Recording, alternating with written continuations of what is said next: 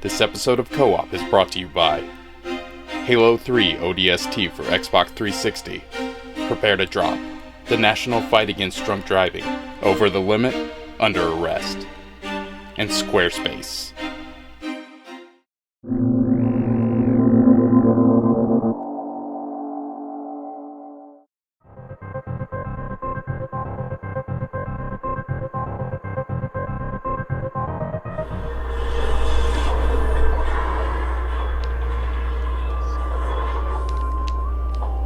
Ryan O'Donnell. Mr. Fresh. Good morning. Good morning. Oh, I know what this is. This is the trilogy. Yep.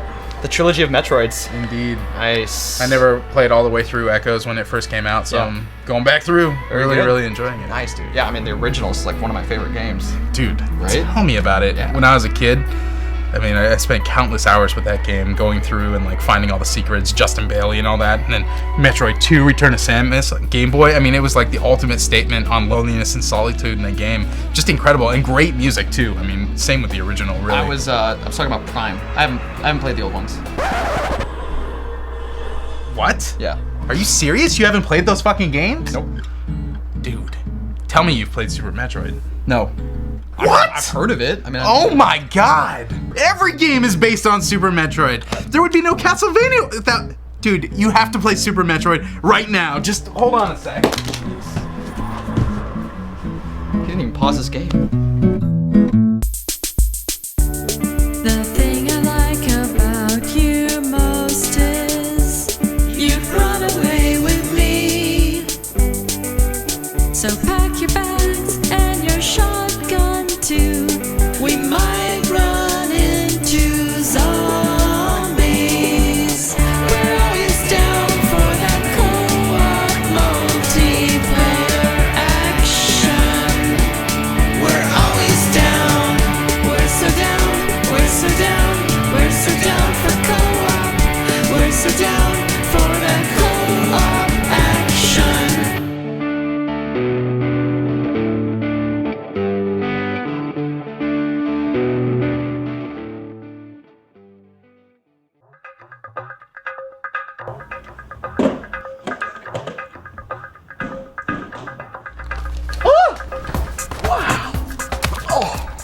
That's a Capri Sun. Hey! There's plenty more where that came from. Yeah? I even got you some other snacks, some fruit roll-ups, some Fruity Pebbles, and there's Otter Pops in the freezer. I'm impressed, dude. This It's is 1994 in our living my room. childhood right here in front of me. Indeed. Dude, feed the birds. Feed the birds. Nice. Thank you. So finish it, and don't talk to me until you're done. All right. Yeah, I'm all over it.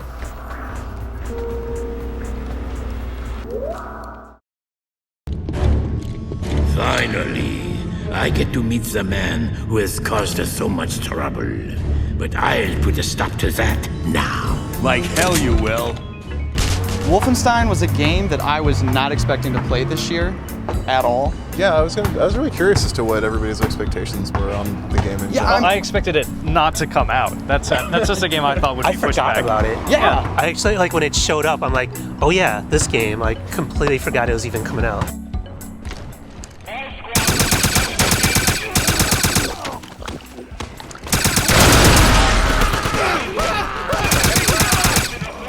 You're BJ Blazkowicz, and you're from an American organization being sent over to Germany to help with Killing Nazis. Killing Nazis, basically, is the gist of what it is. And it starts with meeting up with the sort of resistance group that is holed up in Eisenstadt. And the first two chapters are like really standard run and gun sort of like first person shooter. And I was like, it's okay, it's decent, but I actually wasn't that excited to play through it after that. But when you got to Eisenstadt and the world sort of opened up to you, and that's where the game took a non-linear approach, it got really interesting at that point. Yeah. Welcome back, BJ. Good work at the church. At the very beginning, I thought it worked really well. You have this hub world, and it made the whole thing open up and feel really big and exciting. But as the game dragged on, I found it to kind of get in the way of the action. In a lot of ways, it bears the most resemblance to its forebears from the last few generations, like way more than Doom or Quake did. And that's that you are there to shoot things as quickly as possible and do as much damage as quickly as possible. Yep. And that open world felt like it was getting in the way of me doing that. I think it depends on the kind of gamer you are, because I like achievements, for example. I like collecting shit. Yeah. So for me, having this kind of non-linear area to go and like, let me check out the back alleys, let me turn on my veil vision to see if there's these secret passages or ladders to climb up to. Yeah. So I actually started exploring a bit. It felt a little bit more like maybe kind of Infamous, like where I'm like, okay, let me, if I could figure out how to get to this window or this doorway up on this catwalk somewhere, I could find this little room and find some gold that wasn't immediately obvious. So that appealed to me as like a kind of collector type gamer, you know. And I also liked having the occasional, I wish they did more of this, like the occasional random guy who did the side mission. Yeah. Like that's what you should have in an open world, like variety and choices, and I think they didn't have enough of that. There wasn't enough to do. You could explore it, and there just weren't enough quest givers. And the only thing I wanted to collect was gold. Like, you could get those... intel things. The intel things. But it didn't feel like they added anything. It's like the intel was always, oh, here's a piece of concept art, or here's a random thing a Nazi's saying. That I never read the intel. I didn't either. I did for the first 2 hours, and I'm like, what am I doing? I'm like, you have to hold down the Y button for so long to read it.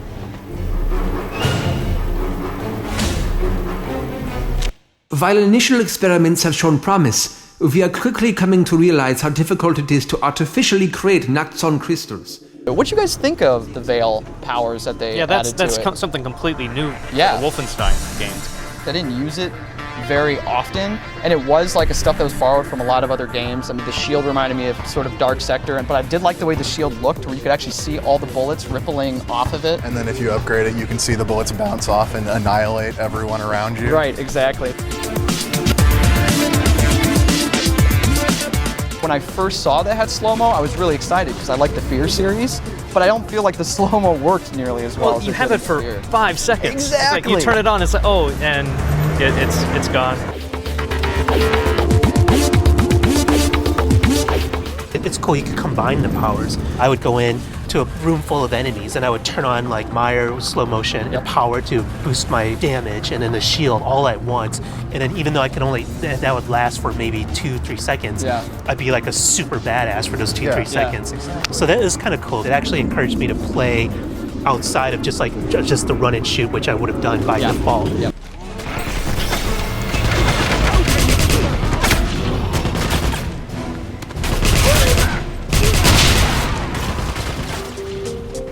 What about the Veil itself? You run faster with it, and it lets you see secret stuff, you know, like the hidden tomes and hidden ladders and things like that. But the funny thing is, like when you were saying you didn't actually use them that much, I use them all a ton. I had that turned on constantly. It makes you faster, it makes all the enemies pop out. Yep. Why wouldn't you play, like why would you not put that on? I didn't like the way it made the game look. It kind of just washes everything in this sort of monochromatic. It's blue. If I needed to use the Veil, if it was like helpful and functional, then I did. But otherwise, I just kind of wanted to look at the game as the way it was. I didn't enjoy sort of having that filter over it all the time. And so that's really what kept me from doing it most. I didn't like the way it looked, but I felt like I had to have it on just because of those improvements, because it makes you faster, because it makes it easier to find enemies. I'm just a naturally conservative player when it comes to like a finite resource, and granted, there are a lot of pools around, but occasionally there are times where it really forces you to go a long distance, and so I'm always thinking, okay, I don't need to use Empower or Meyer here. I can totally cap that dude from far away because it clicks to targets like it does in Call of Duty 4 when I zoom in with the left trigger.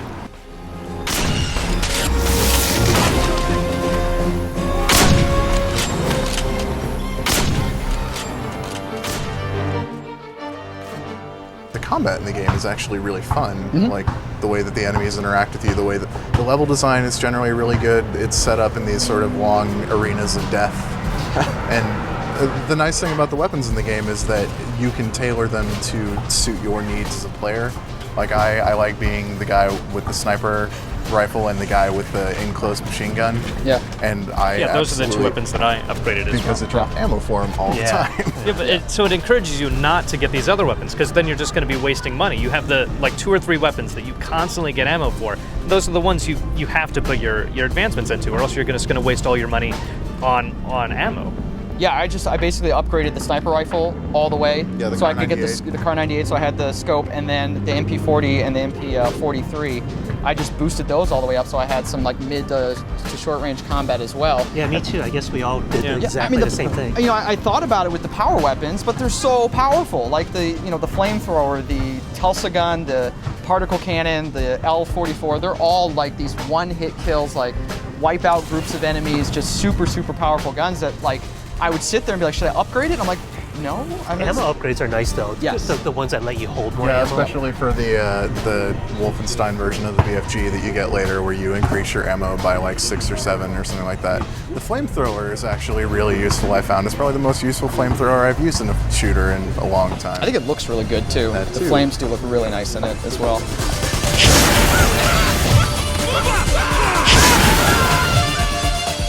How about the bosses? Did you feel that they were balanced well? Almost every boss requires you to die at least once so you Yes. figure out their trick. Yep, totally agree. But I like that there were certain bosses where picking the most powerful weapon didn't necessarily do you any good. It was more about figuring out what you had to do in the environment to kill them, like the general that's actually the demon in disguise. Yeah, that's cool. That's true. and Yeah, where you had to change it and show his real form to Yeah. see like where his weak spots were.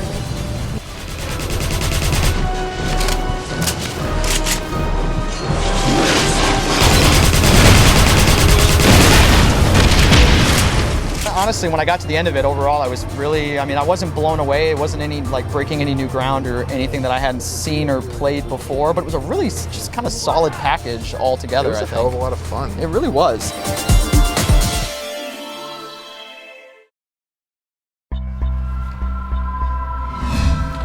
Whoa! Who are you? You from the future.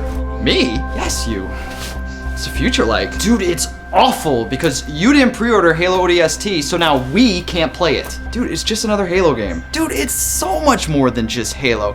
You know, the Covenant have been terrorizing human civilization for 30 years, and now you get to play as an ODST on a recon mission to find out what happened in New Mombasa. Plus, there's a new co-op mode called Firefight that you can play with up to 3 friends, and there's a separate disc that has 3 brand new maps, as well as all the original Halo 3 multiplayer maps as well. That's 24 maps that I know you don't have. Not to mention, if you pre-order it, you get to play Sergeant Johnson in the Firefight mode. Alright, dude, alright, I'll pre-order it. Thank you. Hey, so you traveled through time just to convince me to pre-order a video game? Dude, it's really, really, really good, okay? Oh, it's Dave Coulier. Oh, right. That's who I was thinking of. Oh. Halo 3 ODST coming to Xbox 360 on September 22nd.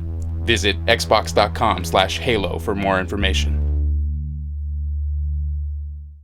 Platformers on the iPhone have been hit or miss, but I mean, the most interesting ones have had really good new control schemes. And I heard a lot of people were playing Spider, so that was the last platform I checked out, and I think it's pretty fun.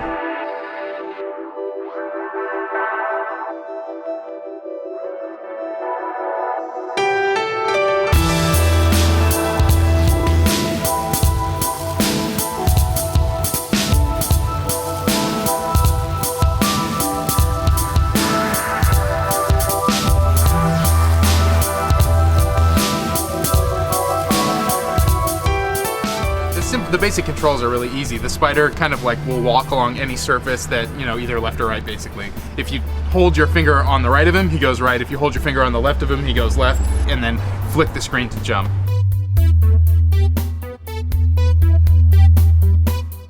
The basic point of this game is to build webs to capture other insects, and you kind of clear the insects out of a given room, and then you move on to the next one. Right. So at first I would find myself trying to like build kind of triangular shaped webs. You tap on your spider, and so then I'd like flick him and he'd jump somewhere, click him again immediately, and then jump somewhere else, and I would miss every once in a while. I wouldn't line it up right, and I'd have this triangle that didn't connect, and I'd be wasting a bunch of silk. So what I found out later was a better strategy, at least for me, was to like make one line and then kind of like take a few steps in the opposite direction and then jump again, and then a few steps back in the opposite direction, so that I was always having like, you know, it'd be like one line that has like a little cross like this and then a cross over here, so that I knew that there was going to be an intersection between all the points to make my web better that way. That's interesting. For me, I actually ended up having a really thin, because I stuck with the triangle thing till the very end. What I ended up doing after a while was making really thin triangles across a large area, and the flies would eventually fly, into the webs. That was one thing I really liked, is how the insects kind of changed. I mean, first it started out with like little green gnats, and then changed to like a little bit bigger brown flying bugs, and then you got like the bees, the hornets, where you have to like tackle them instead of putting them in your web. And then the dragonflies, you had to like pounce like on them and then catch them in your web. The hardest ones are the mosquitoes that kind of you just like slowly have to push them in the general direction of your web. The narrative is told through the environment that you're in. I mean, you're a spider that eats insects. That's not a story, but the actual house that you're in, this mansion, it's clear that something dark happened in this place. And I don't want to spoil anything, but it's in those times when the screen zooms out and you see all the webs you've made after you complete a stage that you finally get a pretty good picture of what that area looked like and what the story it was trying to tell. Yeah, like it's really cool to see what as a spider, what you've created. It's almost like the spider's kind of like your paintbrush. Yeah. And you've kind of like created art with your web, like in this room, in this map. It inspired me to make better looking webs. Yeah.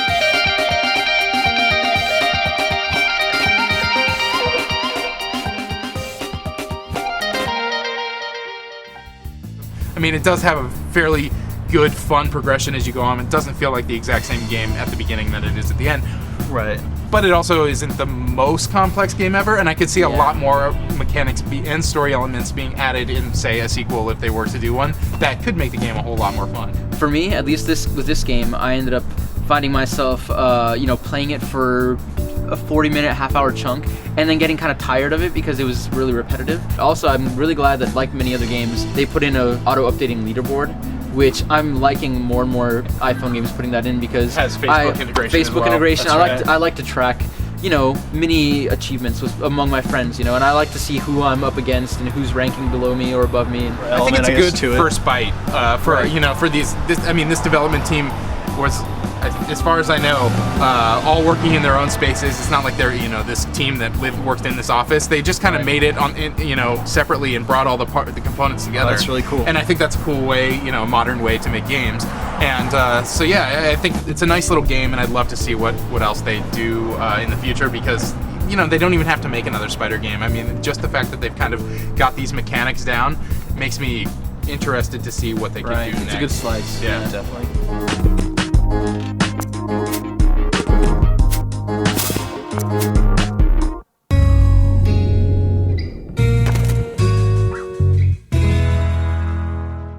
Good idea.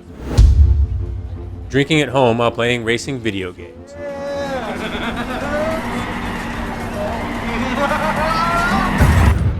Bad idea. Drinking and driving. Don't do it. Far too many people just don't understand that alcohol, drugs, and driving do not mix. Law enforcement officials are going to be out in force all over the country from August 21st through Labor Day, cracking down on drunk drivers. Beyond putting your life at risk, you could be costing yourself a bundle of time and money. Jail time, your driver's license, higher insurance rates. Heck, you could kill somebody. So just don't do it. In fact, the worst part of it all is how easy it is to avoid. You can still go out there and have fun, just plan ahead. If you're going to drink, designate a driver, call a taxi, use mass transit, or find some kind of sober ride program. Or you can just do what we do and stay home and play some racing games. Drinking and driving, over the limit, under arrest.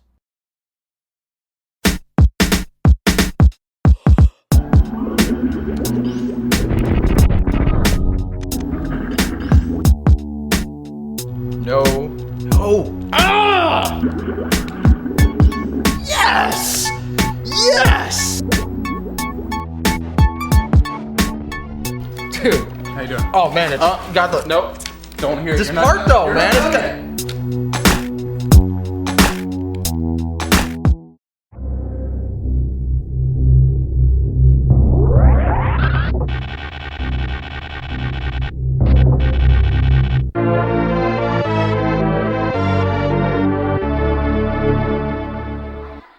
Well, you just played it this for is the the first time first time now? I've ever played it. Why? I really don't. Because you're like 10 years old. That's why. I'm not. I was 12 when the game came out, but and it's the black sheep of the Metroid family, though. Yeah, no one likes Super Metroid. You know, it's kind of become the template for most action adventure games with puzzle elements. I mean, so many games, especially after Metroid Prime came out, started to kind of adopt the let's do one kind of awesomely detailed space. You'll explore it, and you'll come to places that you can't pass, but you remember what they look like, so that you know that you need to come back later when you have the machinery to let you get to wherever you want to go. Sure, the original Metroid did it, and so did Metroid 2, but I think Super Metroid with its color-coded doors and that sort of thing was when it really started to become part of the gaming vernacular.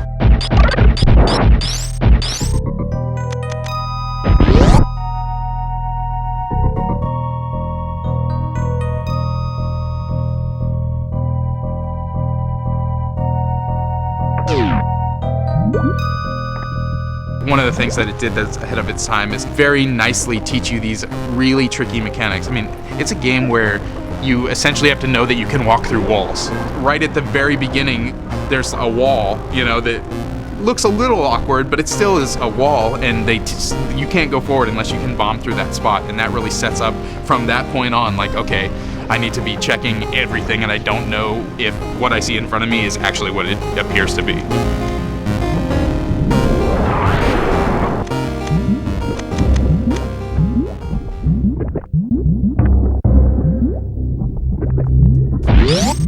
I think it's a perfect example of, the carrot on the stick. Every item I get in Super Metroid, I'm like, yes! I'm like, I can jump higher now, so now I can go to this place, and I can go to this place, and now I have the I just got the grapple beam, and so like I'm freaking out, like I can't wait to go explore all the other areas. Are you really that excited? Because you've seen this stuff since in modern games. But it's just so well executed, and you start out, you can't go anywhere, you feel very weak. Every enemy encounter like scares me, and so every time I do get something, when I got the Spazer, when I got the Ice Beam, it was like I felt like so relieved, even though it's an old Super Nintendo game. That's feeling of exploring, of getting new items, of feeling empowered by doing that, and feeling rewarded for like searching around forever to finally find that little like stupid rock that I had to blow up to like get down to grab whatever. And that's it's just great about it. The pacing is really great. I mean, you get to these points where you've looked at the map 20 times and you're staring at it, and there's only like one blue spot over here and everything else is pink, and you're like, how do I get down there? And then you finally figure it out.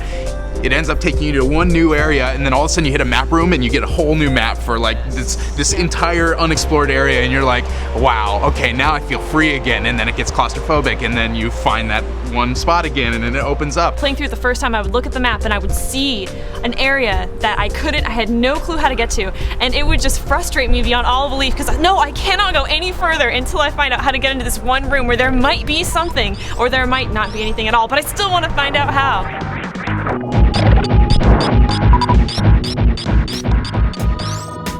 Eventually, you get the X-ray. Yeah. That was like a gift for me. It's like, but then I wanted to go back through everything. Like, exactly. I have to go back through the whole game now using this little X-ray beam to see what I've missed. But it was awesome.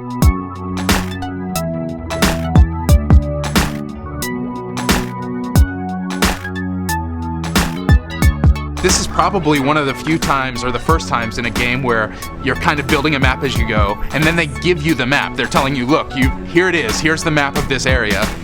But it's not all of it. Mm-hmm. You still have to go through and find areas that aren't on the map. I remember thinking, you gotta be kidding me. I've been running through this area since the beginning of the game, and there's all this up here as well? Holy shit, this game is amazing.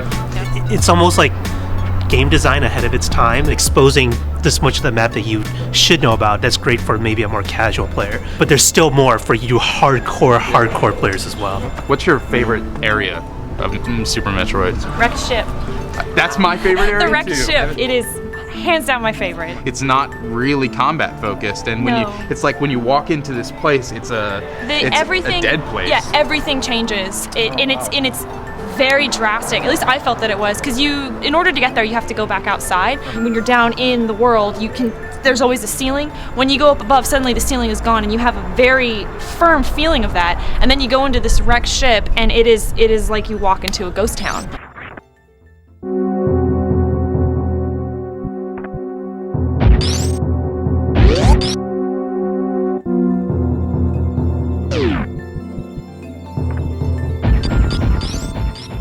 as a child, I can remember playing this game and feeling humidity, the way they have the color contrasting with the different textures of the walls. You get the feeling that this place is wet, that it's muggy, and this is a Super Nintendo game that we're talking about, and they did such a good job. And for a game that essentially has a fire stage, there's a water stage, there's the green, like foresty looking stage, every place looks totally different and has different gameplay to go along with it.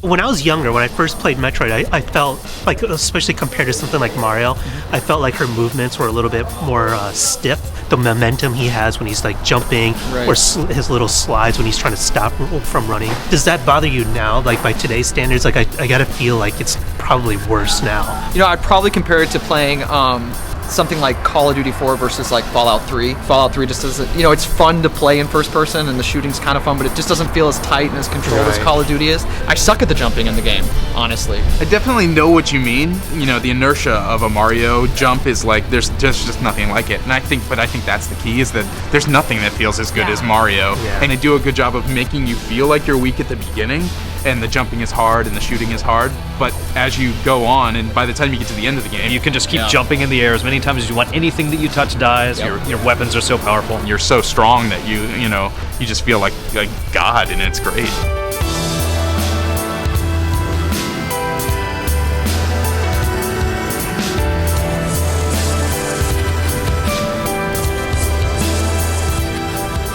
If I remember correctly, it's been like 35 years since I played this game. If you just let the title screen sit, it's gonna eventually the cinema will play showing Samus doing all these weird moves. One day I just by accident noticed this stuff. I'm like, whoa, what is all this shit? Like, you'd never really get this direct, like, oh, you can do this now. Right. You kind of fall down this pit. You realize the only way that you're going to get out of here is to do what this little elf guy, this little elf creature, they do like this wall jump up the side of this pit. I walked in when he was doing this, and he said, I need the wall jump ability, and I laughed, and I'm like, you have it. You just didn't know you did. Unlike some of the other mechanics, like the jumping, the shooting, or the rolling, the bomb mechanics, space jump, screw attack, like everything just works the way you would expect it to work if you've played any previous Metroid games. With this wall jump just doesn't work that well. The timing is very odd. It's the timing, and also that I feel like, your inclination is to jump against this wall, hold the opposite direction, and jump off of it, but you have to be pressing towards the wall when you're jumping, and then like I kind of do like a double button press, once in and once out, to finally get it to work correctly. The first time, it's aggravating. And you only use it to get up this pit, and then it's so kind of janky that you kind of don't really use it much ever again throughout the course of the game.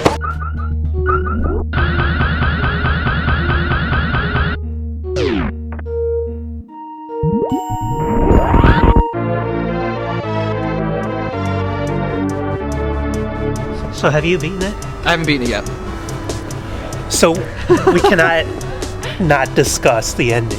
Like one of the most memorable cinematic moments in all of gaming. Very touching. Yeah, isn't it? Scary because you think that, I have no control over what's happening, and then suddenly something happens, and it's okay. Metroids are like pure evil. Like you would never have expected. Like, oh, baby Metroid comes back to rescue you. It comes full circle. They set it up at the beginning. Yeah. Even throughout Metroid, it was like, okay, you landed on this planet.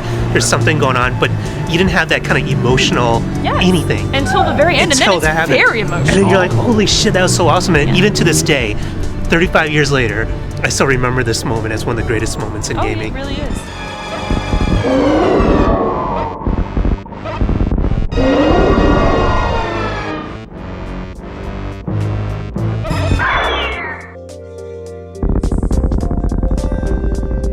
Even though the graphics are old and it definitely shows its age somewhat, I mean, it still feels like a fairly modern game through and through. Part of that is because games still today are using that as their template. So like even when you do play today, you're like, it's what I'm playing now.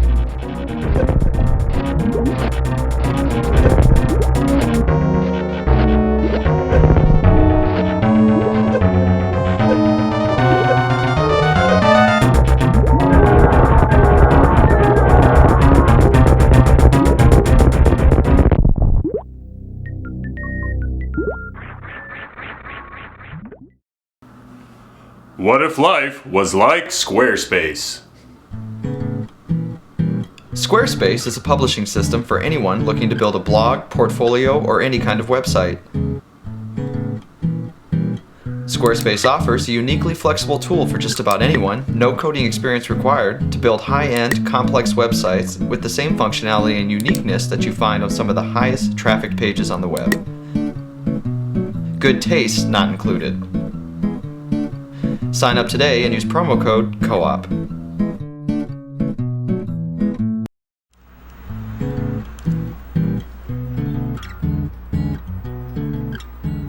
I think I beat it. I beat it.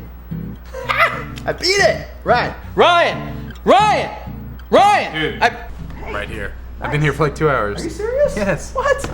Wow. You beat it. I beat it, dude. Nice. Well done, sir. Thanks, man. So what'd you think? It's awesome, dude. It's just like Shadow Complex.